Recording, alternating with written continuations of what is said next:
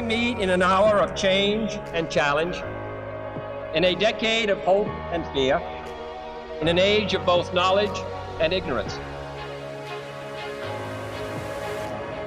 If this capsule history of our progress teaches us anything, it is that man in his quest for knowledge and progress is determined and cannot be deterred.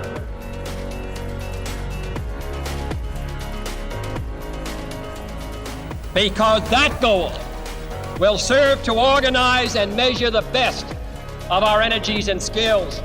Because that challenge is one that we're willing to accept, one we are unwilling to postpone, and one we intend to win.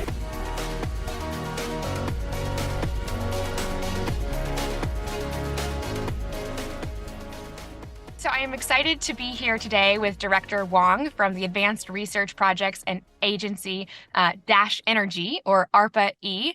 Evelyn is a distinguished scientist, inventor, and is now at the helm of one of the most important agencies focused on innovation in the United States government. Evelyn, thank you so much for being here. Thank you, Michelle. Really appreciate the invitation. Absolutely. So I'd love to kind of just start actually with your background. I mean, ARPA-E is a fantastic and very cool organization. We'll get all into what you're doing there. But you're an engineer, you're a mechanical engineer. Tell us what kind of sparked your interest in science and technology and how you got into this field. Well, thanks. And I first want to mention what a privilege it is to be able to be at the helm of an amazing agency like ARPA-E. As I started my career, I chose mechanical engineering because I was very fascinated by design. And I thought, in fact, that mechanical engineers focus on designing all sorts of different types of systems, including cars. And that's really what attracted me to choose that as a major. But as I got more involved with it, I started realizing there's more than just design.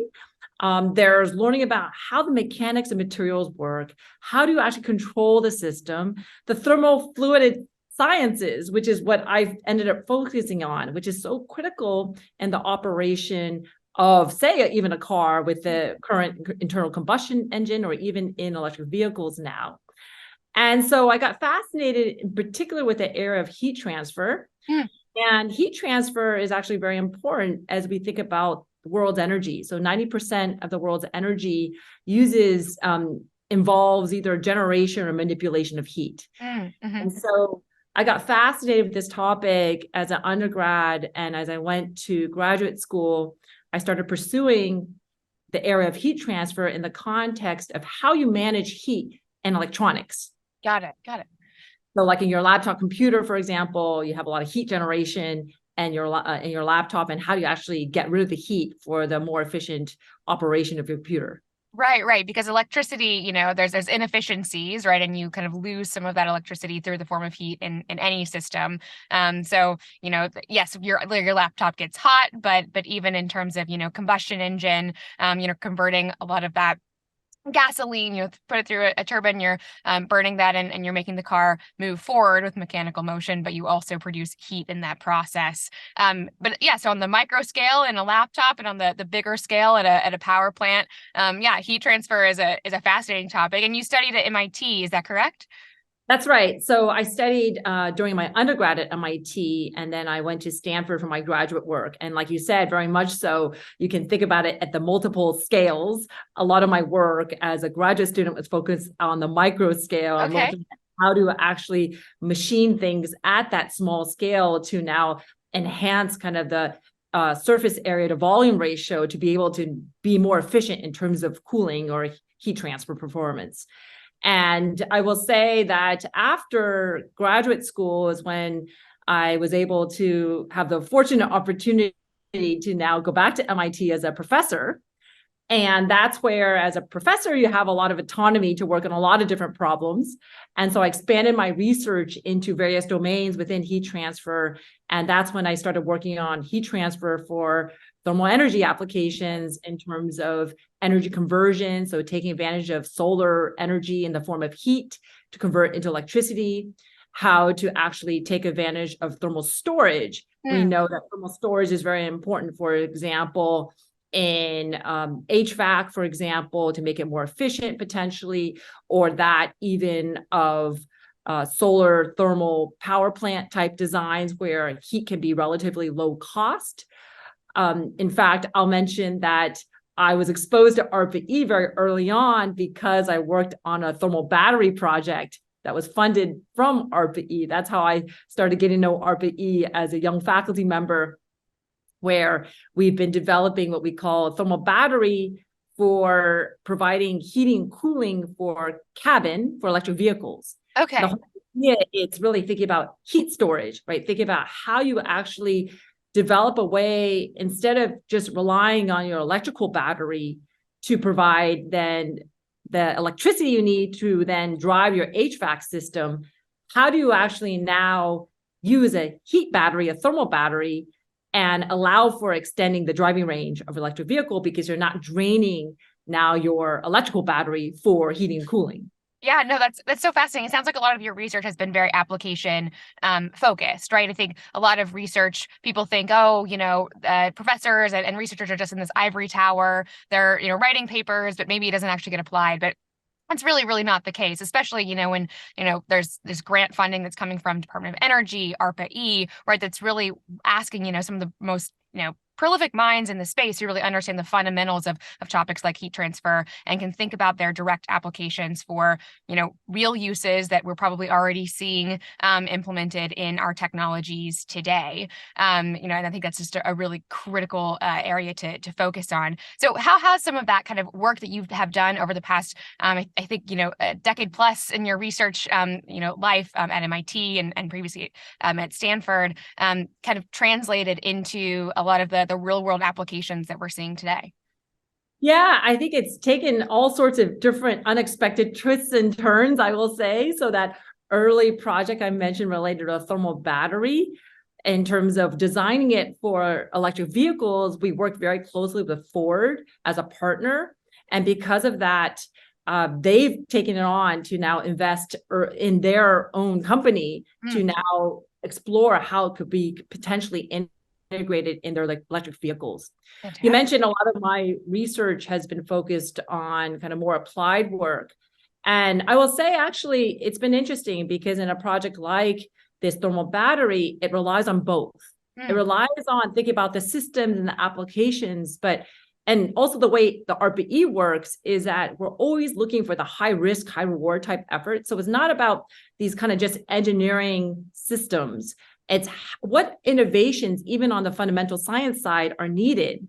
And so in this case, for our thermal battery, we needed to develop new materials because to be able to get the heating and cooling, the energy density, essentially, for the heating and cooling to make sense for electric vehicles, we needed to push how we did the concept and what materials we used to now enable this high performance that was necessary. And so we explored actually materials called metal organic frameworks. And the reason I mentioned this is because metal organic frameworks have a lot of different application opportunities. Are these like nanoparticles? They are, I would say, particles on the order of maybe micron size. Okay. They have nanoporous features. Got it. There's actually small pores in them. And actually, metal organic frameworks, as the name implies, it has basically metal sites that are then connected to each other via organic ligands. And it creates this kind of three-dimensional porous structure so that you can tailor it in a way to selectively capture certain types of, fluids. So it could capture water, right? It could capture water molecules. It could also capture carbon, right? And so it depends on how you tailor the material structure and the chemistry in a way such that it's selective in particular for a certain application. And so for us, for thermal batteries, I will say that we designed it for selectively absorbing water. Water molecules was the key here. But you may have heard about it because people use it also for CO2. Yes, that's where I've heard about it. Yes. Application. So there's a diversity and so there's a lot of materials engineering and science involved to be able to tailor it. And then, of course, the manufacturing and how you scale it to the quantity that you need. So there are bridges in a lot of the work that we do. And I talked about this kind of thermal battery project. But the reason I mention it is in my career at MIT, it was a great starting point to now also think about how we take advantage of similar materials, how we take advantage of similar designs to use it for a completely different application. So besides thermal batteries, we started using it for water harvesting. So because the mechanism by which you can actually now create the heating and cooling needed for your thermal battery, you actually effectively can capture water. So you can capture water from air, from a range of humidity conditions and temperatures via the same design of that material. And so and as a professor, it's great because now you've worked on these thermal batteries and now we work on water harvesting devices and the context of thinking about how there are needs everywhere in the world, because heat is a really great way to actually now release water from these materials. You can imagine how that lends itself to a water harvesting device that you can take advantage of, say, solar.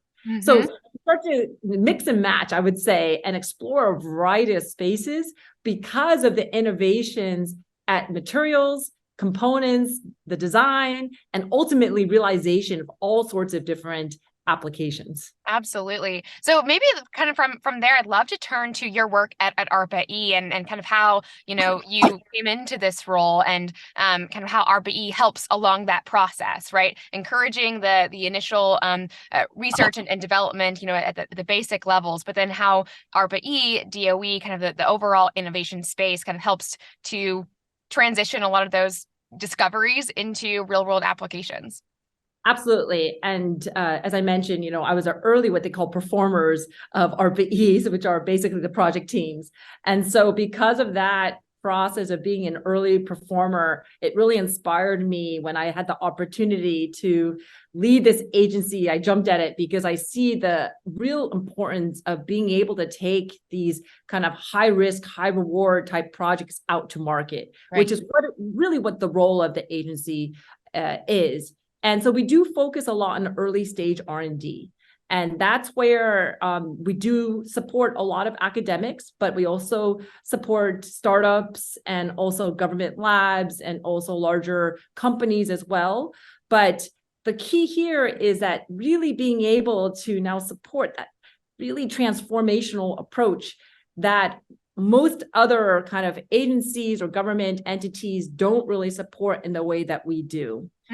And we often think about our projects in a portfolio. So we define projects where we find white spaces. So these are technological gaps that we see in the energy landscape, which ranges from generation, use, and storage, and being able to now support a variety of approaches so that hopefully out of that portfolio, there will be some big win that will transform the energy landscape in that particular domain.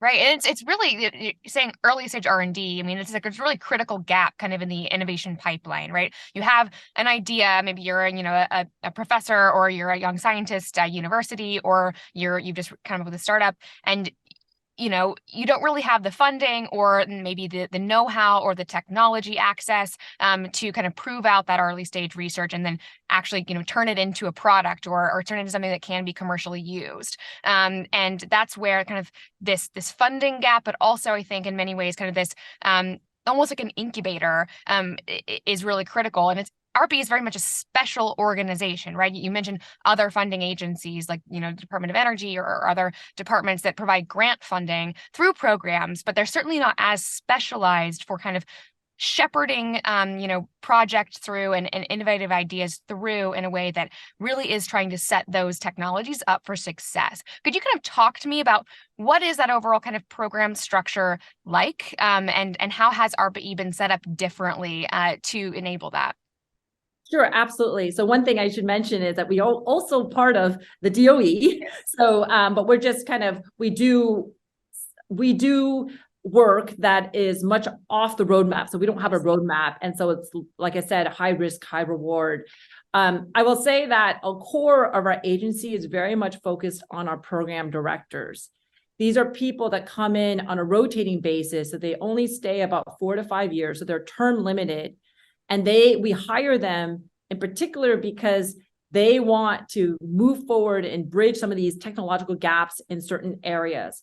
And some of them are sometimes in spaces that they know well, and sometimes they're not. And they discover those spaces as they're here and trying to talk with stakeholders, community, and understanding where are the pain points. And if we can address these pain points, then that has huge potential in getting commercialized and making large impacts in energy. And so with our program directors, I will say that the key is they have very early stage program.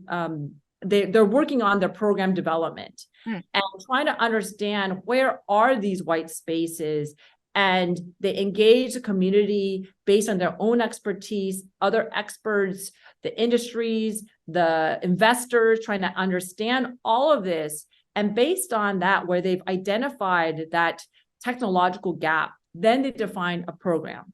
So it could be in batteries, it could be in nuclear, and you'll see our portfolio is very broad. And what they try to identify with are quantitative metrics. So what will lend itself to a leapfrog in the technology? What will be disruptive about it? It's not about now just going along the typical learning curve, but how do we disrupt that learning curve so that we have something totally different? And I think an analogy we can think about is what MP3s did to, say, CDs, right? So it's completely disruptive, not just about improving CDs further, for example. Got it. And so our program directors spend quite a bit of time in that initial phase to define these metrics, whether it has to be 5x, 10x better in performance, maybe 5x lower in cost. That combination is very important, and towards the eye as we think about the market, right?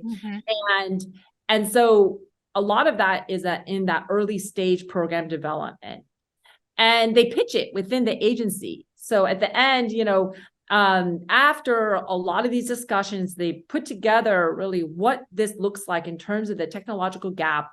What if there were technologies that existed, how would that really transform the energy space? And then they pitch it internally, and then we make a decision as to whether we want to now release it out to the public with open opportunity for them, anybody in the space that wants to work in this, to apply.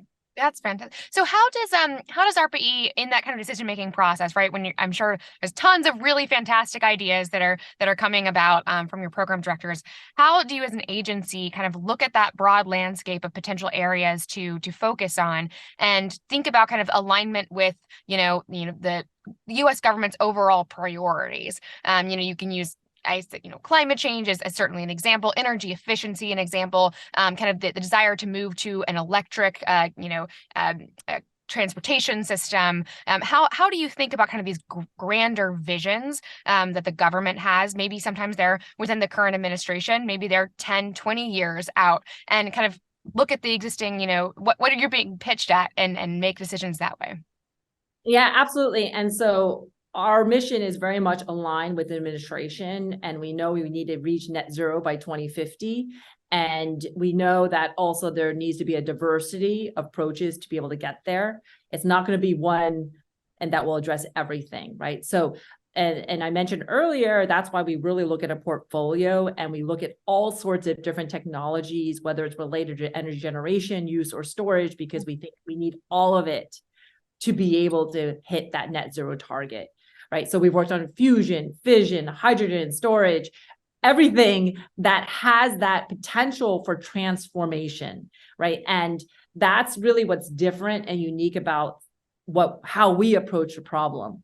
And so that's really our strategy. We have great people, and then we define white spaces, and there's just so much to do still within that context to be able to hit our net zero targets. And we just don't know. It's like many shots on goal, but we don't know which one's really going to pan out, because we are at the early stages, right, of R&D. And the hope is by the end of our projects that we will have a proof of concept that some of them may be mature enough to now get private sector to invest. So we want the investors now to pick them up to further develop them, or we transition them to other government parts of DOE or other agencies. Sometimes it's DOD, right? And being able to find a path by which there's promise to get it out, whatever the beachhead is, the first markets, eventually to make a difference at scale. Fantastic. And so, yeah, I mean, I think that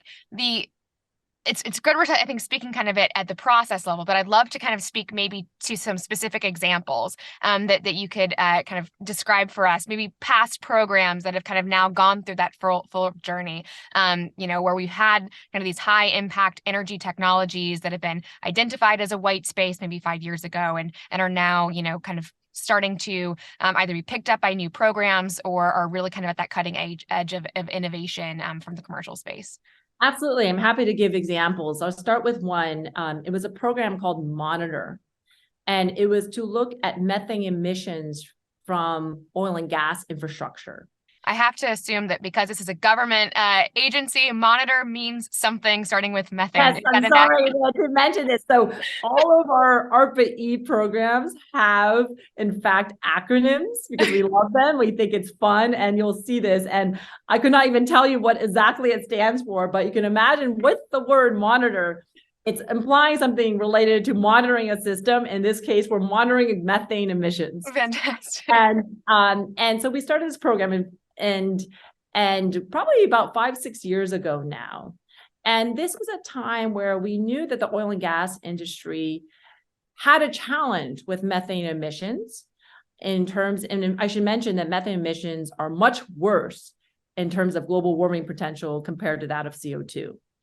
And the challenge, though, is that it's very hard to detect across this infrastructure, this oil and gas infrastructure, because sometimes the leaks are very, very small. Right. If you detect them, then you could figure out where to repair and to mitigate some of these issues. And I will say the state of the art has been that it's people. People would go around the oil and gas pipelines and go try to detect where leaks are. But you can imagine that's extremely expensive because a lot of infrastructure to check. Yeah. And so when we started this program, in fact, the oil and gas industry didn't feel like this was something that was possible to develop some scalable means to do this. And so we started a Monitor program that now set these metrics in terms of being able to do this at scale, being able to detect the sensitivity that you needed. And in fact, through this program, there are quite a few different now companies that have come out and said, look, we can do this with different types of technologies. One of which is called Bridger Photonics. It's based in Montana. Another one is called Long Path Technologies based in Colorado. And they've shown that through their different platforms, they can, in fact, detect some of the most sensitive leaks that are necessary and to do this continuously in a way that now the oil and gas industry are buying into this. Right. So now not only are the companies now being able to mature enough. So what we've done here is that we've supported them through the Monitor program. And recently we started another program called Scale Up. And we started realizing that many of our projects, while there was so much promise for proof of concept, it was still too early for the private sector to invest. So we started another program recently, a few years ago, called Scale Up, to now support some of these really promising technologies to get them more mature, essentially, right? To build a customer base, to be able to now also develop their technologies further and think about how you manufacture more, make it more cost effective so that it becomes more promising. And so I mentioned Bridger and also Long Path as methane detection companies, which have now been supported by Scale Up. And they're getting now Series A investment from investors because of this kind of evolution of our support through ARPA-E and engagement of the stakeholders and investors early on in their project. But I think not only is it exciting that they're starting to be able to do this and has huge impact for the oil and gas industry beyond their own technologies, the program that we started, as I mentioned, no one was talking about methane gas emissions and being able to do it really scalably. Now, when you go and talk to the oil and gas industry, everyone's talking about it. Mm-hmm. And so I think it's impact in different ways. One of which is, look, we're really we got ahead of what people were thinking about in the actual industry, and that this is actually a problem that can be solvable with transformational technologies. And also we have companies now that are doing it and making a big impact and being able to now address the methane leak detection and being able to address emissions from that there, because now we know where to repair first. Absolutely. It sounds a lot like, almost like a prize competition, right? Where you set these very clear KPIs, metrics, as you said earlier, but they aren't prescriptive, right? They're goals. We want to be able to detect, with this level of specificity, at this scale around this problem. Might have cost metrics, you might have commercialization metrics, but other than that, the technology can be kind of whatever meets that challenge, right? If it's like a airborne detection system, if it's a terrestrial detection system, that's kind of maybe up to the innovators to think about what actually helps us get to that goal. And as long as we set those goals right, no matter what the technology pathway is to achieving them, you kind of have many horses in the race in the beginning, and it's really, as long as they're all kind of reaching the same goals, you're going to have some level of success. And it's fantastic that in this example that you're talking about, there's two companies, and I assume that those two companies are going to inspire many more companies that have kind of gotten through this initial kind of hurdle in order to say, not only is this possible, but also ARPA-E has been engaging with the other stakeholders so much that you're also creating that market for those new products, right? There's a kind of mutual buy-in that this is a challenge for this specific industry. It's one that can be overcome, and it's creating kind of a product and a demand fit that will ultimately solve a broader goal of government, but of kind of the American society overall, to curb climate and to measure and detect and prevent methane leaks going forward. And it's a fantastic example of kind of the success, and in only a short period of time. I think you said 5 years. So it's really, really critical. I think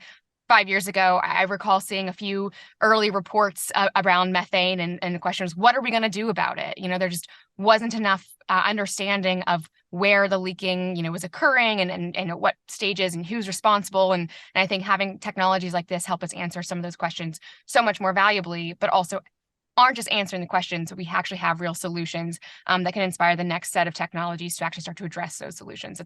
It's a great example of the importance for the energy landscape. Yeah, thanks a lot, Michelle. Yeah, I certainly resonate with your points here. And I will say that, as you suggested, I think agility is very important for our agency. And part of it also is that you don't always know what the right market is when you're defining the problem. Yeah. And we are very open to changing kind of where we're trying to, which markets we should be addressing as we're developing the technology. And that's really important as we think about also our structure. I mentioned program directors as being very important to think about the vision. But I think one thing that's very unique about our agency is that we also have tech to market advisors. These are experts that work hand in hand with the project teams as well as a program director to really think about the market potential, right? Where is the entry to market? And starting very early on. So once the project teams are funded, we give them this tech to market advisor and helps them navigate in a way such that they can ultimately, as they get to that proof of concept, that they understand the markets, understand maybe which ones are the easier ones to enter, and maybe it will be not the eventual market, but something they will, start off with and evolve, right? So it's evolution, and instead of always being a market push, and figuring out where the market pull is ultimately.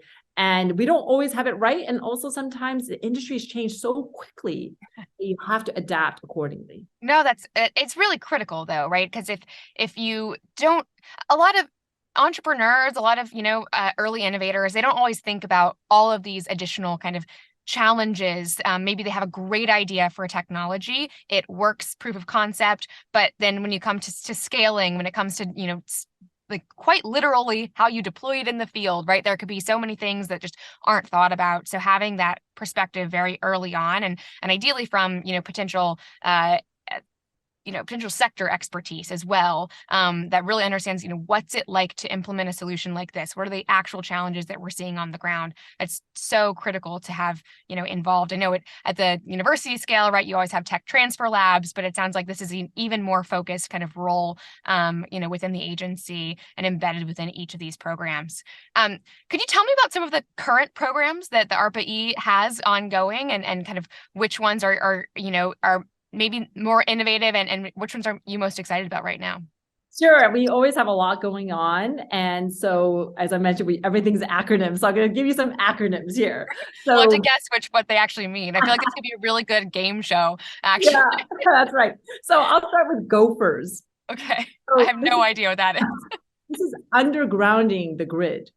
Okay. So we know that one of the big challenges of the grid is reliability and cost, and just how much of our infrastructure is it's so important, but we have a lot of challenges with the reliability, frankly, when it's on the ground.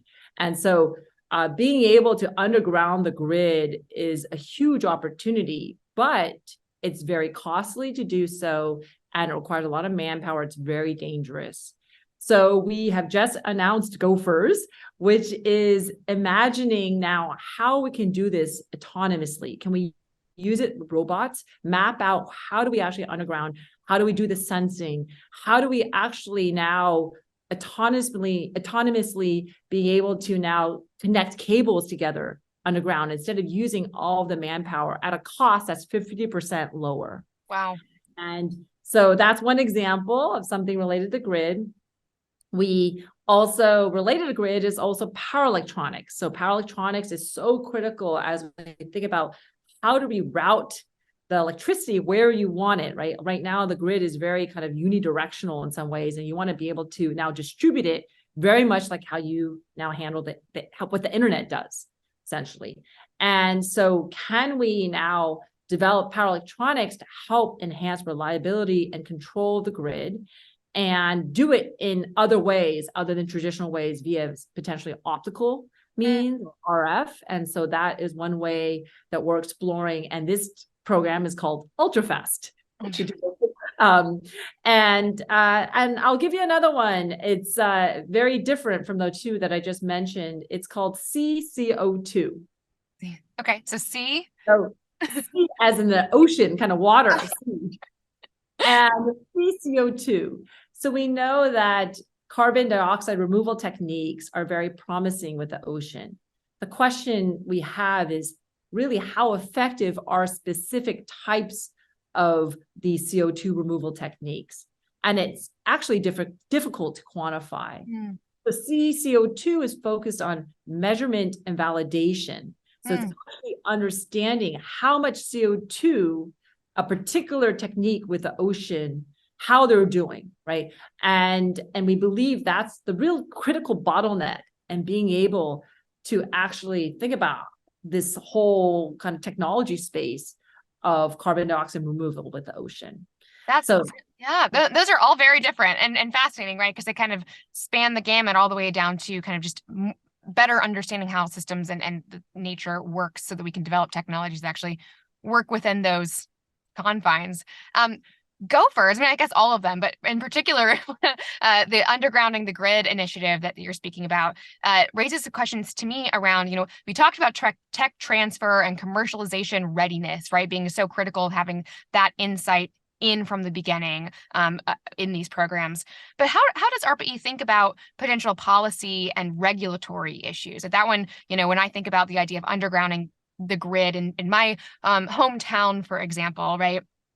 Which is in Alabama, very prone to tornadoes. Therefore, the grid is not very, resilient and vulnerable. And that would be a fantastic thing to start thinking about how we could do, right? But when you start to think about the practicalities of actually implementing some of these technologies, how do you encourage innovators and the program directors to think about potential policy challenges, potential regulatory challenges that would come along with implementing these new types of technologies?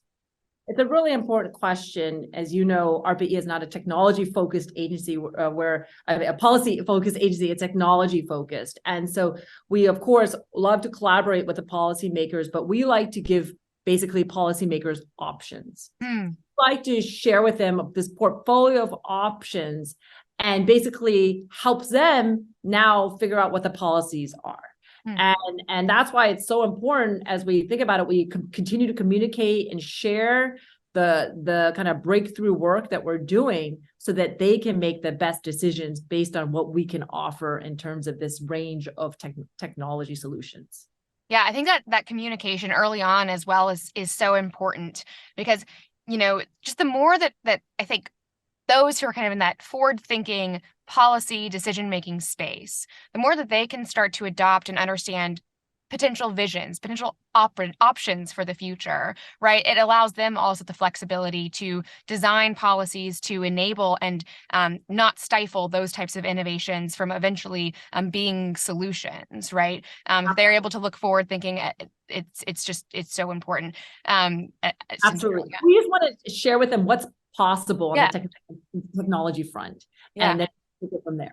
Yeah, that's fantastic. So overall, I mean, you mentioned the goal of net zero, right? The administration is looking at 2050, pretty ambitious goal. What is ARPA-E's kind of role in that level of challenge? Yeah, I mean, I think we are always paving ahead and being able to develop these kind of breakthrough, potentially transformative approaches. And similarly, as we think about this 2050 target, as I mentioned earlier, we just don't know what the right path is. We've been talking about the administration, of course, and we are also very supportive of the hydrogen, for example. There's a lot of earth shots within DOE. Hydrogen's one of them. And we want to support the path towards this, hydrogen economy, but we know that's not necessarily the only path. And I'll say that the way we think about it is that, again, we want to work in hydrogen. Much of the DOE is working on different technologies related to hydrogen. We're exploring other means of hydrogen, for example, geological hydrogen. So we want to now kind of think about aligning with the ultimate goals, but also looking at non-conventional approaches that is potentially riskier because we don't know if they will work. So how do we actually access hydrogen subsurface? And it's not trivial because there's a lot we don't understand about the science, for example, the kinetics. How do we actually do that? And understanding that is something that we want to pave the way and explore, which is riskier in some ways than, say, using the electrolyzers that much of the DOE is investigating, but continue to align with some of the ultimate goals, and then also offering various approaches, but potentially riskier ones that we don't know whether they will pan out or not. Yeah. Just to be clear, right? So when you're saying risky, you mean technology risk, investment risk. You don't mean any, right. Sorry, technology risk, right. And market risk, of course, is also part of it. Yeah, I mean, I think a lot of people, if you've heard any scientists talk about their research, you'll hear about kind of like the valley of death, right? I think ARPA-E is very much designed to help overcome that. A lot of, programs within the Department of Energy and within Department of Defense and many agencies are designed to help kind of overcome that from the very early stages of R to getting into the R&D space and then eventually to demonstration and commercialization. But in terms of those highly risky from the financial or investment perspective or technology risk perspective, it's so critical to focus on those in particular, as you say, because the payoff could be so much greater. 2050 is still pretty far away, but if we are able to take some big bets, we could not only reach that goal with more certainty, but even potentially reach that goal much, much faster. And I think that's, really critical that we have agencies throughout government that are focused on, really kind of shooting for the moon or beyond, as opposed to just kind of incrementally moving us along, and to ensure that we do get there, no matter which pathway ultimately ends up helping us. Absolutely. And I should mention that the goal of ARPA-E is to really help de-risk some of these. Yes. It's going to be risky when we're going in. And of course, not everything's going to work out, right? But we want to de-risk to the point that private sector is willing to start to say, yes, we're willing to take it on, right? So we are, even though we're going in with a lot of risk, we're hopefully de-risking to a point where there are these proof of concepts and a maturity level. And you talked about these valley of death. Certainly there are many, many valleys of death as you get from concept all the way to commercial product. And I mentioned scale up. Scale up is a means for us within ARPA-E to help address a valley of death, which is when you get to a proof of concept, but still not yet mature enough to get private sector or even transition in other paths, such as to maybe within the DOE, like the Office of Clean Energy Demonstrations or something like that. So we are trying to address some of these and hopefully create more paths by, like you said earlier, engaging stakeholders earlier so that we can kind of mitigate these kind of valleys of death earlier on, ahead of the game. No, so we're talking a lot about American innovation, a lot of American issues, but energy, climate, these are global topics. I don't know if you could talk to me briefly about kind of how ARPA-E either works in cooperation or collaboration with other countries, with companies that are global or multinational. How do you think about kind of the global, creating solutions for the global challenges that we see in the energy sector? Absolutely. As you said, this is a global challenge and it's really all hands on deck. Everybody is working towards, I think, ultimately towards our sustainability and climate goals holistically. We are always very open to exploring collaborations with international partners when it makes sense. And I think it's always sharing ideas and being able to find partnerships that can help accelerate kind of the innovations and the technological areas that we think could be impactful, and there's synergy in that. And so we often do have many discussions with international partners, and so that we can find areas by which we can accelerate really the path to technological development and ultimately making the impacts that we all want to see happen. Right, and we'll all benefit happens from. Quite a bit in terms of discussions. I will say that there's still sometimes it takes time to really get concretely areas of real kind of synergy that we can work together effectively on. Yeah, no, I certainly understand. Yeah, kind of all the bigger program implications, but I think also, even the smaller things, right? When you're thinking about those commercialization applications, right? Designing for which types of grids, and those kind of small, factors that can truly make a big difference, especially when you're thinking about scaling up solutions for, the American kind of system of infrastructure, the North American, or even kind of overall, globally. I think it's just so critical to think about how American technologies and innovators really can kind of lead the way with a lot of these innovations and kind of share that benefit with the whole world who are all looking to transition to a clean energy economy over the same time period as us. So it's great to hear that you're thinking kind of throughout kind of the bigger impact throughout the whole world. Maybe I'll just mention also, there are a lot of kind of what we call sister-like agencies across the globe now. And a lot of people really want to follow this kind of ARPA-like model. And so ARIA, for example, just got stood up in the UK.